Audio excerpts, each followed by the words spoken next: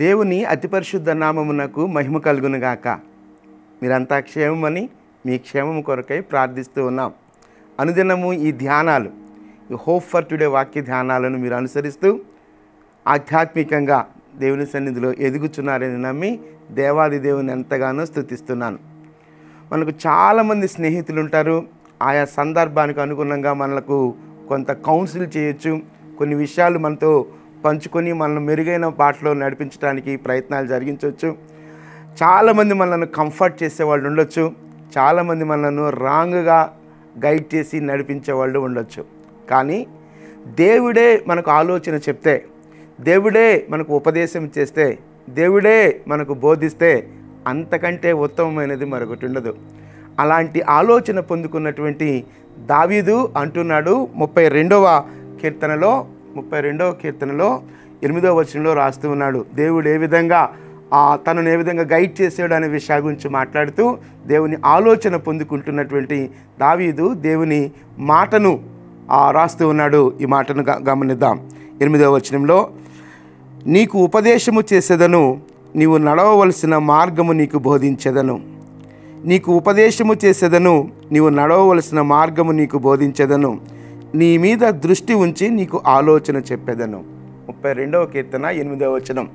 నీ మీద దృష్టి ఉంచి నీకు ఆలోచన చెప్పేదను, నీకు ఉపదేశము చేస్తాను, నీకు బోధిస్తాను అని చెప్తూ ఉన్నాడు దేవుడు దావీదుతో. నిజమే, మనకు చాలామంది స్నేహితులు ఉండొచ్చు, చాలామంది మనకు శ్రేయోభిలాషులు ఉండొచ్చు. ఆ మాటలు మన జీవితాలకు ఉన్నతమైన స్థితిలోనికి తీసుకొని వెళ్ళొచ్చు. కానీ అత్యున్నతమైనటువంటి ఆలోచన, అత్యున్నతమైనటువంటి బోధ, అత్యున్నతమైనటువంటి ఉపదేశం ఎక్కడి నుంచి మనకు వస్తుందనంటే అది దేవుని సన్నిధి నుంచి తప్ప మరొకరి దగ్గర నుండి రాదు. అది దేవుడే మనకు చేసినప్పుడు అది ఉన్నతమైనది. అంత మాత్రమే కాదు, నీ మీద దృష్టి ఉంచి నీకు ఆలోచన చెప్పేదను అంటున్నాడు. ఎటు వెళ్ళాలో దిక్కుతోచని స్థితిలో ఉన్నప్పుడు దావీదు అనేక సందర్భాల్లో దేవుని యొద్ద విచారణ చేసి ఆ తదుపరి అడుగు వేసినట్లుగా మనం చూస్తాం. చాలా సందర్భాలలో అది ఫిలిస్తీన్లతో యుద్ధమైనా, లేకపోతే సౌలు తరుముతూ ఉన్నప్పుడు పారిపోయే పరిస్థితులైనా, తన జీవితంలో ఎదురయ్యే ప్రతి సంకటమైన పరిస్థితులలో దేవుని దగ్గర ఆలోచన అడిగి పొందుకొని అక్కడి నుంచి తప్పించుకొని వెళ్ళినటువంటి పరిస్థితులు అనేకమున్నాయి. అదిగో ఆ మాటను జ్ఞాపం చేస్తున్నాను.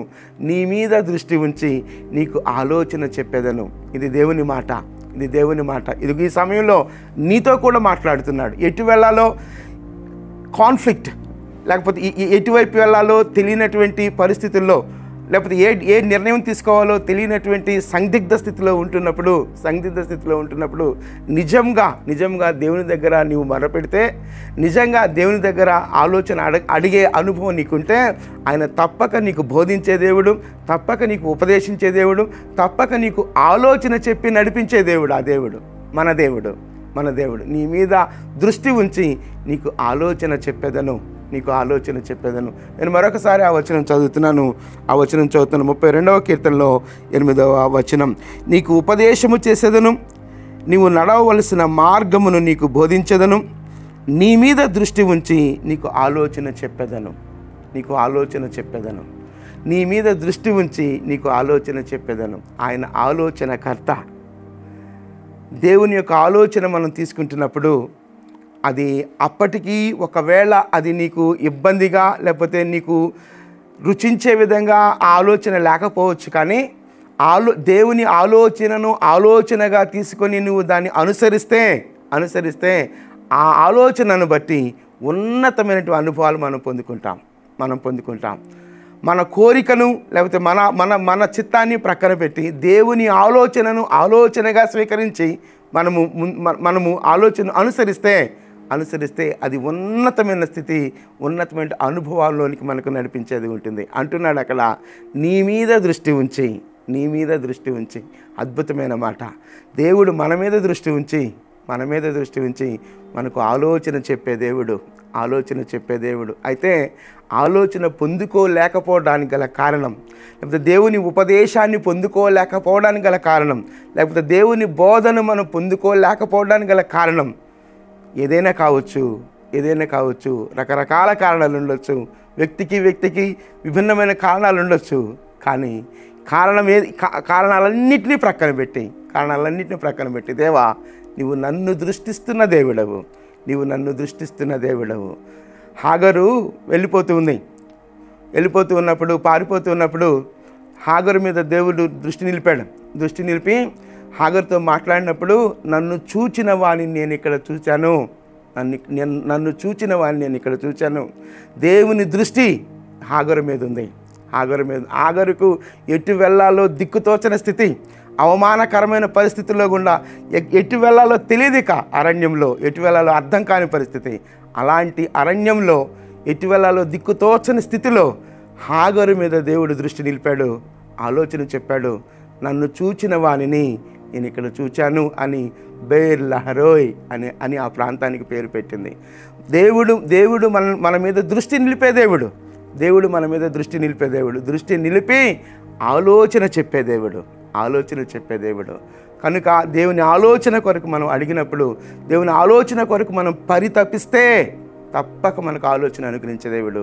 ఆ ఆలోచనలు మన ఆలోచనల కంటే ఉన్నతమైన ఆలోచనలవి, గొప్ప ఆలోచనలు మనం స్వీకరించినప్పుడు మన జీవితం, మన కుటుంబం, ఏదైనా మన కుటుంబం కావచ్చు, మన జీవితం కావచ్చు, అది దేవునికి అనుకూలంగా మలచబడుతూ ఉంటుంది. అది ఆశీర్వాదకరమైన అనుభవాలకు నడిపించబడుతుంది. ఒకసారి నేను మళ్ళా ఆ వచనాన్ని చదువుతూ ఉన్నాను. 32వ కీర్తన 8వ వచనం, నీకు ఉపదేశము చేసేదను, నీవు నడవలసిన మార్గము నీకు బోధించేదను. నీ మీద దృష్టి ఉంచి నీకు ఆలోచన చెప్పేదను. ఒకసారి ఆలోచిద్దాం. మనలను దృష్టిస్తున్న దేవుడు, మన మీద దృష్టి నిలిపి ఆలోచన చెప్పడానికి ఇష్టపడుతున్న దేవుడు. ఆ దేవుని సన్నిధికి వచ్చి, దేవా నాకు కావలసిన ఆలోచన నీ సన్నిధి నుంచి నాకు అనుగ్రహించు ప్రభువా అని మనం అడగగలిగితే తప్పక మనకు ఆలోచన అనుగ్రహించే దేవుడు. అడుగుదామా? ఎలాంటి కన్ఫ్యూజ్డ్ స్టేట్లో నీవున్నా, ఎలాంటి కాన్ఫ్లిక్ట్, సంఘర్షణలకు గురవుతున్నా, ఇటు వెళ్ళాలో ఏ ఆలోచన తీసుకోవాలో, ఏ డెసిషన్ తీసుకోవాలో తెలియని పరిస్థితుల్లో ఇదిగో దేవుని దగ్గరికి వద్దాం. అడుగుదాం. నా మీద దృష్టి నిలిపి ప్రభా, నాకు ఆలోచన చెప్పు ప్రభా, ఇటు వెళ్ళాలో దిక్కు తోచట్లేదు ప్రభా అని అడుగుదాం. దేవుడు తప్పక మనకు ఆలోచన అనుగ్రహించే దేవుడు. ప్రార్థిద్దామా? దేవుని ఆలోచనల కొరకై ప్రార్థిద్దాం. మహోన్నతుడా, కృపగలిగిన దేవా, మీ ఘననామానికి వందనాలు, స్తుతులు, స్తోత్రాలు చెల్లిస్తున్నాం ప్రభా. నా దేవా, నా మీద దృష్టి నిలిపి నాకు ఆలోచన చెప్పే దేవుడో ప్రభా. ఎంత గొప్ప దేవుడో ప్రభా. మా ప్రతి పరిస్థితిని దృష్టిస్తున్న దేవుడవు. ప్రతి పరిస్థితికి తగిన విధముగా మాకు సమాధానాన్ని, ఆలోచనను అనుగ్రహించే దేవుడవు. కనుక మీ పాదాల యొద్దకు చేరుతున్నాం. మమ్మలను నడిపించే దేవుడవు నీవు. కనుక మీ ఆలోచనల చేత మమ్మల్ని నడిపించమని మీ కృప కలిగిన హస్తాల్లోనికి మమ్మలను మేముగా సమర్పించుకుంటూ యేసుక్రీస్తు అతి శ్రేష్టమైన నామంలో ప్రార్థించి స్తుతించి వేడుకొనుచున్నాం తండ్రి. ఆమేన్. ప్రభు కృప నిత్యము మనకు తోడై ఉండునుగాక. ఆమేన్.